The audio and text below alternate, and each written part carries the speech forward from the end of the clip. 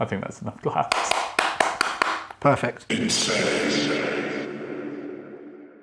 Hello, Hello, I'm Simon, I'm Keys. and we're Emerald Arcade. And we're here today to talk to you about the first song from our debut album called Vignette. Some people like to pronounce it Vignette because that's how officially it's pronounced. It but is definitely pronounced that Vignette way. sounds cooler, and trivial fact, but we call it Vignette because we prefer that pronunciation, whether it be right or wrong. It's definitely wrong. I think, But it feels so right. It does feel right. It feels right to me. But yeah, it's definitely Vignette, I think. Anyway, but you know, it's the photography thing where you have like a dark circle around the image. It's a vignette. But yeah, but Hence Vignette the sounds first lyric. Vignette sounds funny. You can call it Vignette if you like. But if we will call it Vignette from here on in. Sorry to all photographers out there. If it triggers you, We do apologise. he does. Yeah. I have no regrets. Luckily, at least we don't say it in the song, so it Yeah. doesn't really matter. So it's fine. It's one of the few songs that we don't actually say the name in, I It's think. very true. Yeah. How did we make it? How did we make it? How did it start? It started because, like most things, or at least in the early days, in the dark times, Keys wrote a very simple 4-chord progression on ukulele, and you sang. Yeah, I think all I needed to hear really was like the opening couple of lines, I think, for the first verse. It's like the dark circles surrounding my vision, a hole in my heart where my soul once was living. I'm beaten and sad and I'm going insane. My body won't move and I'm feeling strange. It was just that, right? Over the G minor that it starts on, a glorious chord, moving to a D minor, and then an A major, and then back to a D minor again. So it's 3 chords, but played in a pattern of 4. Yeah. Yes, 1, 2, 3, and then 4. And I don't know, something about the movement between those chords just got something in my brain. There's this little feeling, a little fizz, a musical fizz, and I was like, oh, I like those chords. I mean, they're quite musy, and I'm a massive Muse fan, as everyone knows. So I was like, I want to do something with that. So yeah, you sent me that, and pretty much straight away I was like, I just started thinking up guitar riffs to like go over the top of the chords. Yeah, you sent back the chord progression with that riff on Yeah. top, and I was like, this is amazing. And I think that's the first song we decided to work together on, Yeah. like properly, and turn it into something. The beginning of it all. Not the first song ever written, No. but it's the beginning of the album because that's what started everything. Exactly. Really. Yeah, because the album very much turned into like the story of, like the oppression in an abusive relationship to like the kind of escape and letting go side and that whole journey in between. But it's also kind of the journey of writing the album as well. At least we wanted it to feel like that, which is why we started with Vignette. Yeah, it's a very symbolic album. It's full of story. Like if you really listen to the lyrics, you will pick up on things. You will learn things about the people in said story. Vignette was interesting because I find it's kind of comical the way it was written. I was literally depressed and in bed, like not showering or even brushing teeth or anything. It was very gross and disgusting. And the only thing I was doing was just playing with the ukulele because I was avoiding the online world entirely. Yeah. So I just sat there playing random chords, looking up random chords in general, and I had that, and it sounded sad and it sounded dark, and I was like, I feel sad and dark. Mm-hmm. Started making lyrics for it. So I'm just in bed, like, with my neck at a horrible angle, playing the ukulele, going dark circles surrounding my vision, a hole in my heart. And it's ridiculous to what it turned into, because you don't normally transpose ukulele into a rock song. No, but I think that's what part of gives our music its feel. Yeah, is the fact that it's like this really weird conversion of like ukulele bounce, because like obviously the strumming pattern for ukulele, you can do any strumming pattern obviously, but like the kind of very standard one is like da da da da da da da da da da, like that kind of vibe. So transferring that to rock is just like really amusing, and that kind of fed into the drum pattern, I guess, in the end, didn't it? The like it's got that kind of really fun bounce to it, even though it's a really sad song. Sometimes, well, it's sadness doesn't always have to be a bad thing. No, true. You know, because that whole song, I think, was a way to let dark feelings out, but at the same time, having that sort of joyous rhythm because it was made on a ukulele is hopeful in a way. Yeah. I think it's not reflected in the lyrics at all. No, there's no hope in those lyrics, man. But not one song is indicative of the entire journey in general. No, that's you get true. segments and stages. And realistically, in the whole album, we could have fit another 5 songs in between each one if we'd wanted to. Oh, sure, if we were telling like the full picture. Because like, you know, a journey's never a straight line. No. Like sometimes there are wiggles, but also sometimes you go back on yourself. Like there's circular moments where you return to a state that you were previously in. So yeah, if we were outlining the entire journey, it would have been 50 tracks long and just a mess. It would be out in 2030.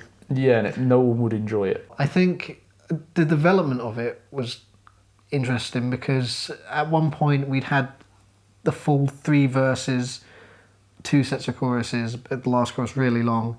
And you got worried about the length of it. Yeah, for sure, because we were thinking about, or I was thinking about, because it was the first song that we'd done, and I was getting to that stage already where I was worrying about what people would think about it, and I was like, how do we make this more marketable? How do we, just make it right? You know, like, you know, music doesn't have to be super crazy long or complicated to be good. I was like, it could be concise, you know, could make it shorter maybe, but it just didn't feel right in the end. Yeah. I don't think, like cutting parts out, which is why we have that 3rd verse that is a repeat of the 1st verse, but it has got like, you know, the slight changes, the slight lyric change, which is really important for like the story of the song. So it felt weird to get rid of that. It's both symbolic in the sense that these dark thoughts, which, you know, are essentially about death, giving up. It's cyclical. It happens again and again. You don't just go through it once and then come out of it and then go back into it. No, you have that repeat feeling of doom, right? Or maybe you don't.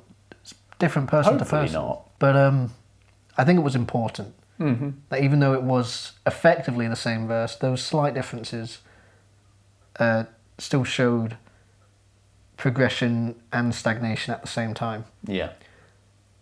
Much like the bridges, they changed every time. Of course. I think I'll, I just might, I know I'll. Yeah. You know, that there's that, not growth, but I guess anti-growth in a way. Absolutely, yeah. It's like the kind of progression into further kind of madness, I suppose, because you're just being dragged down by the weight of everything that you're feeling at the time. Yeah. It just gets worse as it goes on, and the more you think about it, the worse it gets. So you just get deeper and deeper into it. Not good. No. Pretty bad. No, it was not good, dear viewer, dear listener. It was not good. But the song was, so... Yeah. Is there anything else about Vignette? I did want to ask really quickly, do you remember how you came up with the chord progression initially? Was it literally just messing around? Literally just messing around, I think. And they just sounded right? Yeah, I think I was specifically looking for sad chords, things, and that's how you end up with like 2 minor chords and then the A major. That switch to major, but it sounds so good in that key. It's just so right. So like, you know, you have the ear for it. Like you picked that out and were like, yeah, those chords worked. And you sent it to me and I was like, hell yeah, those chords work. I don't know much about music theory, and I think that's why our music worked pretty well, or like it is unique because it's not following a normalized structure. Sure, no. I'm doing a Hail Mary every time I write a song. Yeah, which is great because you sometimes stumble upon things that people don't think about often, but they still work. And, you know, we can hear that they work. Neither of us really understand why. Like, we're definitely not musical theorists at all. Like, I've got a tiny bit of understanding, but not much. And I think I have, you know, good enough ear to certainly know what I like, at least. So I can say, like, oh, you know, that works, or doesn't, for me, at least. So yeah, it leads to some interesting combinations of things. Yeah. Nice little salad. I don't know if I said as well, but in reference to Vignette being too long, we did have that radio edit version, which never got a final mix, but it was essentially the first 2 choruses and half of, sorry, it was essentially the first two verses and half of the last chorus cut off. Yeah. And a much quicker end. It went from 5 minutes to 3 minutes something. Yeah, which, if it ever did need radio time, could be helpful, I guess. But I refuse. Just like, no. For the artistry. Yeah. If you want the song, have the whole thing. Just there you go. Either you have the 5 minutes and 9 seconds to listen to it, or you don't listen to it at all. Shall we ever listen to the song? We can do, yeah. I don't know what we're going to get out of it. I want to just pick out some lyrics, I think, that are nice. Okay. Well, here we go then. Are you ready? I'm ready. Sweet. Sounding's turned off, sorry, 1 second. 2 seconds later. Oh, it'll be There fine. we go. Right, let's try that again, shall we? That was embarrassing. Oh.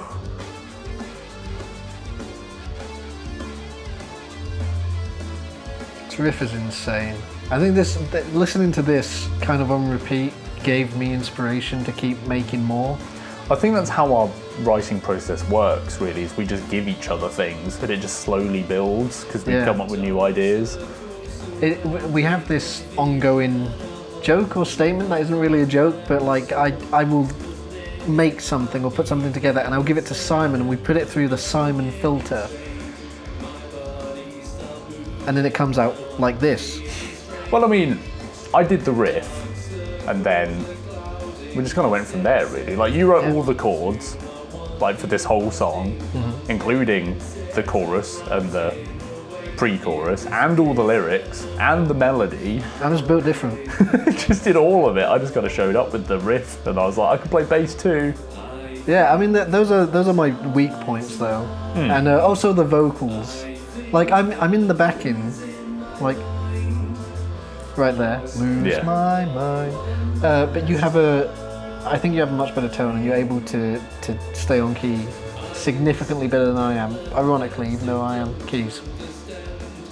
Go figure. Keys, multiple. I can't stay on one. Yeah, no one key. Yeah, no, it was quite a big honour for me, really, because I've never sung on a project, like, ever before. Not to this scale, at least. Like, I've done like little bits here and there. Yeah. You're on Frostbolt. No, was it Chase Gilbert? Yeah, did a tiny bit on Chase Gilbert's Christmas song from 2021. Yeah, so that was really fun. Haven't done much else vocally. But yeah, so that's another reason why I was scared about this album, because It's your first time doing something that big. yeah, and I do the kind of forward vocals on 10 out of the 11 tracks. Yeah. So I mean, you know how nervous you were for the stars, which comes later. Yeah. That's you, but times 10. Yeah, every track I was like, it's me, it's my voice, which is terrifying. But it turned out quite well, I think. I mean, well, the stats talk for themselves. The people talk for themselves. Yeah, true. And the stats do say that the Stars is doing very well. We'll get to that though. We will. Not this bit, but just earlier when we say the words like insane and we have that insane afterwards. That bit is all Luke. Like, I think I did I tried to do a gruff voice for it, but as well as I could produce, it's nothing compared to what Luke does. That's L Productions. Yeah. We went to him because, I think Simon's worry about everything being good, making a good impression on an audience. He was like, I want to see if Luke can do anything to this to make it better. And to be honest, I was against it at first because I was like, I'm worried that it's gonna take away from what we've been doing, and that was not an issue. I remember you talking about like the kind of rawness of the production and being like, this is how we want it to sound. And I was very much like, yes, I do agree to an extent, but also we want this to sound as good as it possibly can because it deserves that much. Yeah. We worked so damn hard on it, so it was worth taking it to, because I mean, neither of us are professional producers. Never done it before. So we went to a professional producer. That's what we did, because luckily we know a great one. And it was perfect because he let us sit on in on any session he was doing for production, and I learnt a lot. Yeah. So I feel more confident in my ability now. But also, it just meant that I had a say in what was going on, and nothing happened that I felt was taken away. And he deals with the low end in music much better than I can. I don't think I could even hear it with my headphones. Exactly, that's a problem. Yeah, but he was able to just address all of that, the low end, like get all the EQs balanced out. And some of the track bits changed quite a bit actually, because we were able to kind of discuss, like it really was like he was our producer. Like, you know, we were able to talk about the songs, like the drums at the end of this, you know, they were way more intense before. For the whole thing, and we essentially thought, well, I thought, you know, it's good that it's all over the place and intense, because that's how the mind's feeling. But then, from a production standpoint, he was like, well, what if you had it like every other couple of bars you had that second drum beat come in, because then it's like it's intentional. Yeah, that took you know, and it's not just because that was just going all the way through from the very end of Wave Goodbye. The drums went back with the tuk-a-dak, and just all the way to the end. So it was really cool to change that out. But yeah, it was really nice to, I guess, because it'd just been us for like a year. Yeah. So it was really nice to take it to someone who has a lot of musical expertise and be like, what do you think of this? Who was able to really pick out like what's popping where the frequencies should be, like stuff that we'd never think of on our own. And also just being like, yeah, like this bit's a bit busy. Do you think we could, you know, like lower this or like take that out? Because sometimes less is more. Yeah. And I think because of the experience with him, I'd like to go back to him for every song. We need you guys to listen to the music more so we can afford to go to him, because we don't want to. We're friends with the guy, and he's amazing, but he really does deserve money for the work he does, because it's insane. Amount of effort, the amount of time. Yeah, so much time went into that album, just on his production side. Yeah, it was crazy. It was many hours. Yeah, we owe him, if anything. Oh yeah, for sure. He was kind enough to still do it for we won't say how much we paid, but let's just say he deserved more. Not enough. Hands down. And yet all we do is de-rank him in Rocket League. Yeah. That's Sorry, the Luke. payment he gets. One more production note as well, because he had a very good idea of what an album's supposed to be in terms of production, and at the end he had all the songs together, and he was like, this needs to flow. So at the end of Vignette, that like, you know? That. Yeah, all of the album transitions were done with Luke. Like, we didn't have any before then. Yeah, like, my idea was just no album transitions. Again, silence.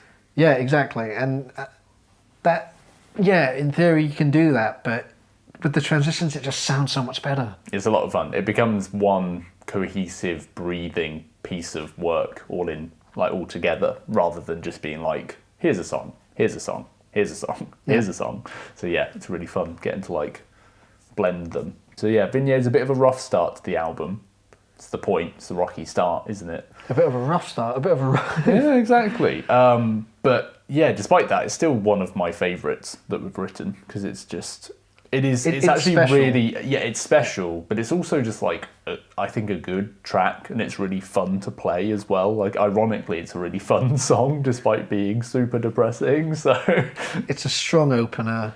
It's very symbolic and emotional. It starts off the entire album. It started off our band. It did, yeah, so it's very important. It's the beginning, in a lot of ways. It is the start, yeah. I think that's all we have to say on Vignette. Oh, yeah.